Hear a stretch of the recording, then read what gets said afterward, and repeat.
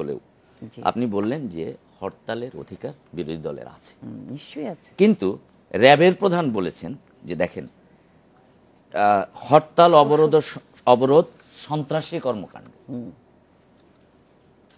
এই কথাটা আপনি বলতে পারেন, কিন্তু র্যাবের প্রধান কি বলতে পারেন? উনি বলছেন কর্মকাণ্ড, এবং তারপরে আরো অনেক পলিটিক্যাল বক্তব্য এই জায়গাগুলোতে আছে। এটা রাজনীতির সঙ্গে সাংঘর্ষিক। সে প্রশ্ন আমার কাছে বড় নয়। আমি যে প্রশ্ন নিয়ে আপনার কাছে আসতে চাচ্ছি যে 12 তারিখে 12ই জানুয়ারি যখন সোহরাওয়ার্দী উদ্যানে প্রধানমন্ত্রী জনসভা হচ্ছিল তাদের শপথ গ্রহণ অনুষ্ঠান উপলক্ষে, সেখানে রমনায় বাংলা একাডেমির অংশ থেকে 3 জন লোককে ধরা হয় যাদের কাছে অস্ত্র, গুলি এবং ককটেল ছিল। এটা 2:30টার দিকে তাদেরকে ওখান থেকে ধরা হয়। বিকেল 5টার দিকে তাদেরকে শাহবাগ থানা থেকে সমস্ত কিছু সহ ছেড়ে দেওয়া হয়, কিন্তু তাদের সম্পর্কে আর কিছু করা হয়নি। এবং বাংলাদেশ প্রতিদিন পত্রিকার প্রথম পৃষ্ঠায় খবর চাপা হয়েছে বিকেলে আটক, সন্ধ্যায় মুক্তি, এবং এই অস্ত্র সহ। আচ্ছা, যখনই এই অস্ত্রটা যদি ব্যবহৃত হতো রমনা পার্কে, তাহলে অবভিয়াসলি আমরা বলতাম এটা জামাত শিবিরের কাজ, যে এই জনসভাটা ভণ্ড করার জন্য বা প্রধানমন্ত্রীর উপর আঘাত করার জন্য বা কোনো বড় ধরনের নেতার উপর আঘাত করার জন্য এই অস্ত্রটা ব্যবহার করা হয়েছে। অতএব এটা এই সন্ত্রাসী কর্মকাণ্ডের জন্য জামাত শিবির দায়ী, বিএনপি জামাত দায়ী। কিন্তু দেখা গেল যে এরা ছাত্রলীগ কর্মী, এবং ফলে তাদের আটকও করা হলো না, অবৈধ অস্ত্রের জন্য বিচারের সম্মুখীন করা হলো না, ছেড়ে দেওয়া হলো। তো এটাও তো গ্রহণযোগ্য নয় কোনো অবস্থাতেই। এবং এটা যদি সেদিন এদের পরিচয় দুপুরের মধ্যে প্রকাশিত না হতো, তাহলে হয়তো এই খবরই প্রকাশিত হতো না। তাহলে আপনি কি করছেন? একদিকে আপনি বলছেন যে অস্ত্রবাজ, বোমাবাজ, অমুকবাজ, তমুকবাজ, এদের কাছেও তো পেট্রোল বোমা পাওয়া গেল, ককটেল পাওয়া গেল, ছেড়ে দিলেন কেন? ছাত্রলীগের বলে? উদ্দেশ্যটা কি? একইভাবে আমি আরেকটা প্রসঙ্গ, আমি কাগজটা নিয়ে এসেছি, আমি জানি না আপনার এখানে দেখবার সুযোগ আছে কিনা। এটা প্রথম আলো কাগজ, যৌথ বাহিনীর অভিযানে শিবগঞ্জে আতঙ্ক। যদি এটা দেখানোর জি, যদি এটা দেখানোর সুযোগ থাকে আপনারা দেখাতে পারেন। আমি কাগজটাই নিয়ে এসেছি। প্রথমে এটার প্রিন্ট আউট নিয়েছিলাম, পরে দেখলাম কালার প্রিন্ট আউট করতে পারছি না। কি হয়েছে সেখানে, কিন্তু যৌথ বাহিনীর নামে সেখানে কি হয়েছে না হয়েছে সে প্রসঙ্গ ভিন্ন। গ্রামকে গ্রাম 50টি বাড়িতে অগ্নিসংযোগ করা হয়েছে, ভাঙচুর করা হয়েছে, মানুষজনকে পিটানো হয়েছে, মোটরসাইকেল, টেলিভিশন সেট, ফ্রিজ টিজ তছনছ করে দেওয়া হয়েছে, জ্বালিয়ে দেওয়া হয়েছে সব। শুধুমাত্র এখানে ওকে, বাংলাদেশে তো এখন সরকারি পরিভাষায় ক্রিমিনাল মানেই হলো বিএনপি যারা করে, জামাত যারা করে এরা হলো ক্রিমিনাল। জামাত বিএনপি করলেই ক্রিমিনাল, এটা পরিভাষা বুঝলাম।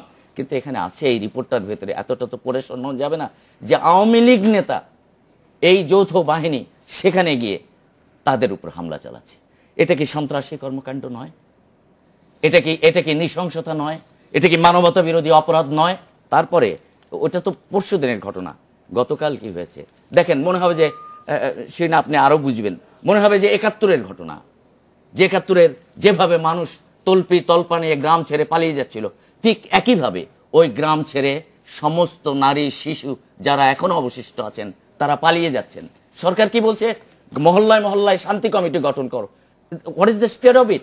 শান্তি কমিটি গঠন করো, যৌথ বাহিনী তাদেরকে অ্যাটাক করবে, আর যারা এর বাইরে আছে তারা আত্মরক্ষার চেষ্টা করবে। এবং সে লড়াইয়ে 71-এও আমরা দেখেছি, সেই লড়াইয়ে জনগণের ন্যায়সঙ্গত দাবিদার যে জনগণ, তাদের কিন্তু বিজয় হয়। এইটা একটি স্বাধীন বাংলাদেশের চিত্র হতে পারে না। আমরা এই শান্তি কমিটি, সন্ত্রাস বিরোধী কমিটির যেটি কথা বললেন, আজকেও 14 সামরিক মোহাম্মদ নাসিম, আপনি জানেন গতকাল থেকে উনি রংপুরে আছেন, আজকেও তিনি পলাশবাড়িতে বলেছেন আবারও এই সন্ত্রাস বিরোধী কমিটির কথা। এবং মতিয়া চৌধুরী উনি গেছেন আজকে বার্ন ইউনিটে, সেখানেও তিনি বলেছেন যে প্রতিরোধ গড়ে তোলা হচ্ছে।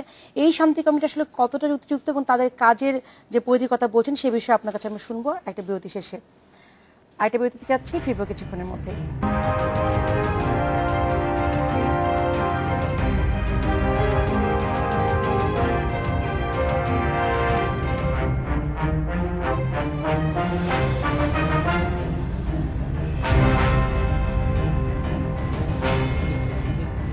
স্বাগত আর একবার। আমরা চলে যাচ্ছি আলোচনা। শিরিন আপা, আজকে আমরা বলছিলাম যেটি যে 14 দলের সমন্বয়ক মোহাম্মদ নাসিম তিনি যে নাশকতার সন্ত্রাসবিরোধী জনসভায় তিনি আজকেও বক্তব্য দিয়েছেন এবং বলেছেন যে গতকালের মতো যে 19 সালের আগে আসলে কোনো নির্বাচন নয় এবং কোনো আলোচনা নয়।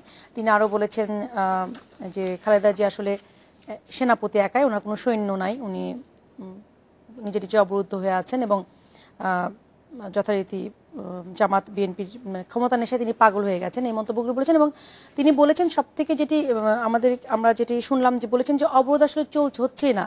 ওখানকার মানুষকে তিনি প্রশ্ন করেছেন যে অবরোধ কি হচ্ছে, অবরোধ হচ্ছে না, আমি তাহলে কিভাবে ঢাকা থেকে আসলে রংপুর পর্যন্ত পৌঁছালাম। একজন দায়িত্বশীল মানুষ আসলে 13 দিন তো হয়ে গেছে, মানুষের বসে থাকবার কোনো উপায় নেই, মানুষ জীবনটা হাতে বাজি রেখেই চলেছে এবং সমস্ত কিছুই চলছে, যে মানুষের যে কার্যক্রম পরিচালনা করবার সেটা করছে। ফলে অবরোধ যারা ডেকেছে, অবরোধ যদি সেই অর্থে ধরি আমরা, তাহলে জনতার একটা অবরোধ হবার কথা, জনগণ একটা অবরোধ করবে যেখানে সেই অবরোধে কোনো কিছুই চলবে না বা চলার মতন অবস্থা নেই। কিন্তু এখানে তো ঘটনাটা ঘটছে নাশকতা, এখানে ট্রেনের ফিশ প্লেট খুলে ফেলা হচ্ছে, ট্রেন উল্টে যাচ্ছে, বাসে পেট্রোল বোমা মেরে দেওয়া হচ্ছে, কিছুক্ষণের জন্য বাস থেমে যাচ্ছে, ঘটনাগুলো ঘটছে এটা।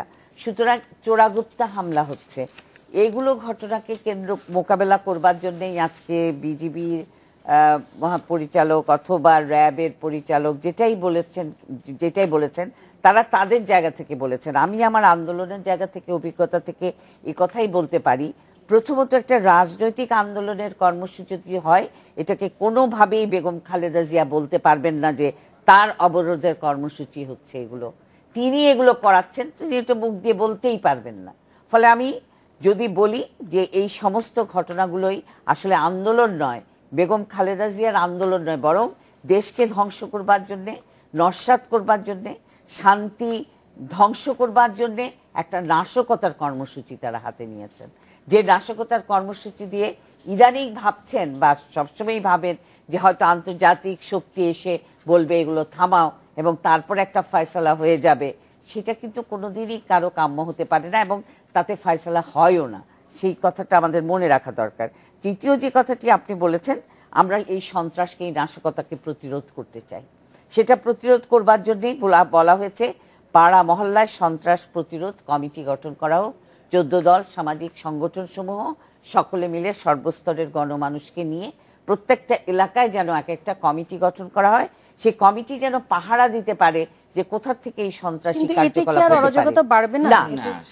আমি সেই কথাটাই বলতে চাই আপনাকে, যে প্রথমত হচ্ছে যে এটা বলা হচ্ছে না যে পাল্টা এদের উপরে হামলা করে নাশকতা তৈরি করো, এটা কিন্তু বলা হচ্ছে না। বলা হচ্ছে এই ধরনের ঘটনার দিকে সজাগ দৃষ্টি রাখো এবং যদি কাউকে সন্ত্রাসী দেখছো, বোমা ছুটছে অথবা আগুন জ্বালিয়ে দিচ্ছে, টায়ারটা আমরা দেখছি। এই ক্ষেত্রে তো আমি বলবো যে আমাদের গণমাধ্যমগুলো চমৎকার, একটা ছোট্ট কোথায় টায়ার জ্বালিয়ে দিচ্ছে সেটা কিন্তু গণমাধ্যম দেখতে পায়, পুলিশ দেখতে পায় না, বা যারা প্রতিরোধ করতে পারবে তারা দেখতে পায় না। একটা টায়ার জ্বালানোর মধ্যে 10 জন, 20 জন, 25 জন, আমরা তো টেলিভিশনে দেখি সেই ঘটনা। এই 25 জনকে মোকাবেলা করার জন্য যদি আমার এই 500 জন লোক একটা প্রতিরোধ কমিটি ওখানে থাকে, এদেরকে কি প্রতিরোধ করতে পারবে না? আমি মনে করি পারবে। ফলে পাড়া মহল্লায় এই প্রতিরোধটা গড়ে তুলবার কথা বলা হচ্ছে, অন্য কোনো কিছুই এখানে বলা হচ্ছে না। যেটা আপনি প্রশ্ন করেছেন যে তাহলে কি হবে, ধরেন এখানে একটা মহল্লায় সন্ত্রাস প্রতিরোধ কমিটি হলো, প্রতিরোধ কমিটি বলল যে এই যে রেজওয়ান সিদ্দিকী এই পাড়ায় থাকে, এ আওয়ামী লীগ করে না, এ বিএনপি মাইন্ডেড বা জামাত মাইন্ডেড লোক, এ কিন্তু পেট্রোল বোমা মেরে দিতে পারে, অতএব পুলিশ একে ধরো। এছাড়া তো এর কোনো দায়িত্ব নেই, পুলিশকে আপনি ইনস্টিগেট করছেন আমার বিরুদ্ধে। সুমুত্রা চৌধুরী বলেছেন যে আইন নিজে হাতে তুলে নেওয়া না, প্রতিরোধ কমিটি বলে আইনগতভাবে ব্যবস্থা কাজটা হবে কি, যেমন বিডিআর প্রধান বলেছেন যে যদি এরকম সংশয় হয় যে এর কাছে পেট্রোল বোমা আছে, সংশয় হয়, আর আপনি বুকে গুলি করে দেবেন, এটা বলেনি। এই যে ফাঁকটা দেখছেন, ফাঁকটা আমাকে লেখা বলেছেন যখন ছুঁড়ে মারা হচ্ছে, আমি দেখতে ছুঁড়ে মারলে তো আপনি যদি দেখতেই পান তাহলে তো সে অপরাধী, তাহলে তো সে অপরাধী বলেছে। না তাহলে কথাকে টুইস্ট করলে তো হবে না, আমি পত্রিকা দেখে বলছি, তাহলে তো সে অবশ্যই অপরাধী, যে ছুঁড়ে মারছে তাকে ধরে। এখানেও কিন্তু কথা আছে, গুলি করে দেবে বিজিবি না আদালত তাকে শাস্তি দেবে। ধরেন সে তো আদালত চুরে শাস্তি দিবে, কিন্তু যখন আমি দেখছি একজনের হাতে পেট্রোল বোমা, একটা বাস সহ 20 জন পুড়ে যাবে, তখন তার হাতে গুলি করা তখন কি- যাবে না তখন- আত্মরক্ষার জন্য? না, না, এটা তো এটা তো তার আত্মরক্ষা নয়, এটা অন্যদের জীবন জীবন রক্ষা। ফাইন, জীবন সেই রক্ষা। অর্ডারটা কি তার দেবার অধিকার আছে হ্যাঁ, আছে। নাকি ম্যাজিস্ট্রেট দেবে? আচ্ছা ম্যাজিস্ট্রেট দিয়ে- আমাদের আচ্ছা, আমি সেখান থেকে আমি আসছি। যেমন প্রথমে আমি যে প্রশ্নটা আপনাদের কাছে এখানে রেইজ করার চেষ্টা করছিলাম, যে এই যে আজকে অবরোধ, যেটা সেই অবরোধটা শুরু করেছে আওয়ামী লীগ, যে 5 তারিখের জনসভা উপলক্ষে তারা নিজেরা সমস্ত ইনকামিং ঢাকামুখী সমস্ত যানবাহন বন্ধ করে দিয়ে একটা অবরোধ তৈরি করেছে, এবং সেই অবরোধ ধারাবাহিক তারা বন্ধ করেনি, তাই তো করেছে। No, no, বলছে ঢাকার দিকে মালিকরা কোনো